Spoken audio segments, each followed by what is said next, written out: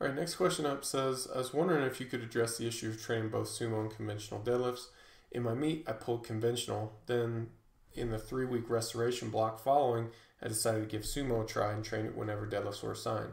This week, when getting into another training block, I went back to pulling conventional. It felt better than it did even going into the meet. I believe this was largely due to having back fatigue leading up to the meet. I typically have deadlift with a belt as my priority 2 workout, and then a deadlift assistance lift as priority 4.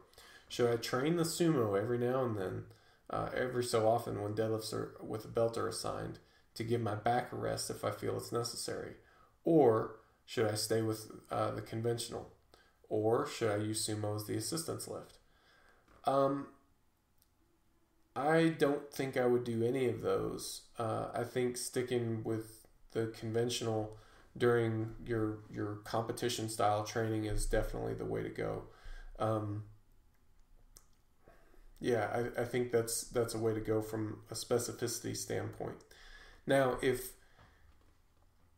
and we didn't really address any sort of weakness analysis or anything like that, but if you found that sumo deadlifting helps your conventional deadlift, you may want to include that as your priority 4 deadlift assistance slot for the last, say, 3 to 4 weeks leading into a competition.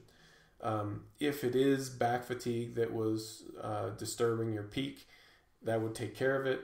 I feel like as likely as that is it was addressing some sort of a weakness, and they would take care of that as well. One way or another, you've shown that you respond well to sumo deadlifts, so we want to use that when we're going into these competition situations for as long as you're responding well to it.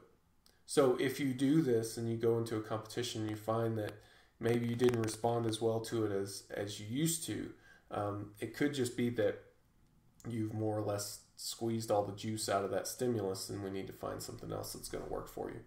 So let me know if that's clear or if you need any form of clarification on any of this stuff. Good question, though.